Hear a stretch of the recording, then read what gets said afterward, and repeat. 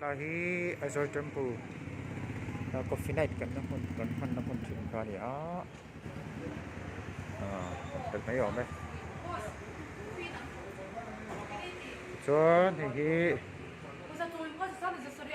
kan leader bon lu tuk mai ni ai ni eng zong hian nge kal tak a Jeunesse ka ta mai na kan thu ta lo ni ku thian nu po thu bang thì cho lo ta kan chon lok ngo kan office hi thì hian hi Jeunesse office Thar tour ani ai jola kan office Thar tour India ma khoi muna malom lowa corporate office del hi om to pa so ni somni le pan hian kan hong dona to la hian na hi kal mu pa to na hian zan da riat ani to hey office tak na thok chu to na chuan bang to mara chu leaders ho hi and let's discuss for to can discuss ani and no don't tell me don't talk hi Jeunesse office tur liao ni sang in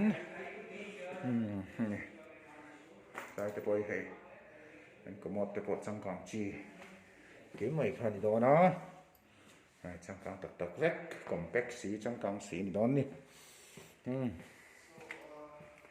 hetla hi reception hon tur ni chung te hian nom zia chu ti hian to ta so kan pu te hon ki nan capture anga ti hian hetla hi tlampang hi product dana tur hei an office ta nakina kan lat thut na tu te pani cha sang deli tang ram thing chho ni bon don le to khngat me ni tuna hian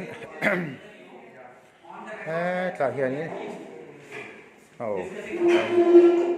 kan leader poi mo tak leader poi mo tak kan han selfie zoi ni hi hi kan pu atla starter sham ani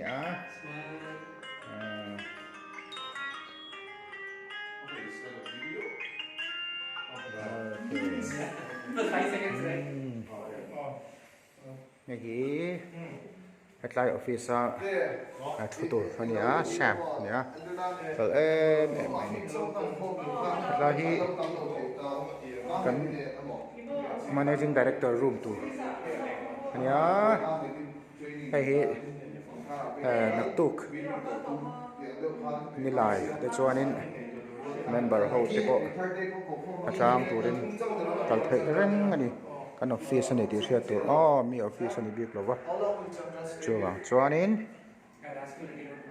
because he is very busy, even catching on the phone is difficult because the other new products are there for the launch and Bangladesh. He's trying to open up Bangladesh also. Okay, how's the progress in Bangladesh? Not easy. Is there any hope of? Yes, there is hope, and he's very aggressively promoting opening up of Bangladesh. But you know about US people, right? And they are still stuck with Anshu's advice. They are not ready to come beyond that. Okay. So Anshu's advice is don't open Bangladesh. Which is right. See, certain. I am not officially supposed to say a few things. Okay. So let us stop it there. So Anshu is officially out of Jeunesse now. Anshu and they both are officially out of Jeunesse. So he is big time trying to pull it up, and with the new products, and I don't know whether you guys know it. We are trying to come up with 6 new products. First one is unique, and the other 5 products Indian made. Okay. The papers and the products aren't got stable for approval. Unique has been approved, but the price and the CV has not been approved. Okay. There are other products to launch. The launch itself has not been approved by Scott. So they're in stable for the last 1 week. Meeting was supposed to happen last week. So do we have any idea about the Sapphire retreat? Retreat, yeah. It's in Goa and March, April, when do you get ready for March? It's based on us, huh? Yeah. Like We're actually waiting for Yeah. a decision. Okay.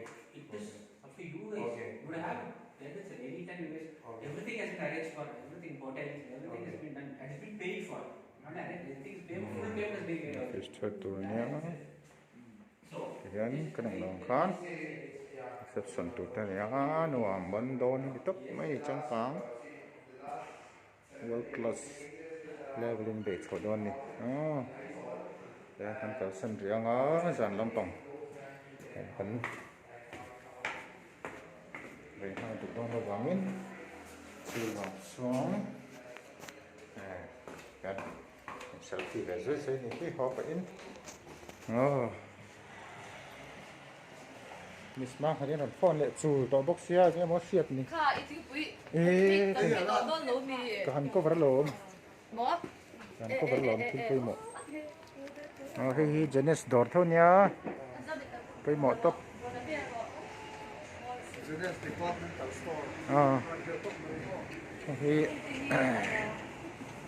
hey chokoste thì hắn Miss Mark hati yan fan pui ve la ni he ani he tun kum chunga director nge ngei tura kan push sawria chuwa chuanin trang sadon ni ai zola engkim product thar kan nei don bok ma het product thar kan nei don chuanin engkim kan do piang kha Delhi order ni som te som panga teng ha ngai to lawin kan order ro ni product kan la thei to kan than sur tom don ni tan chur mai tur hei hi chu kan na not chu kang den ne satangin ati a kop tre to hi gan ram te lo Better on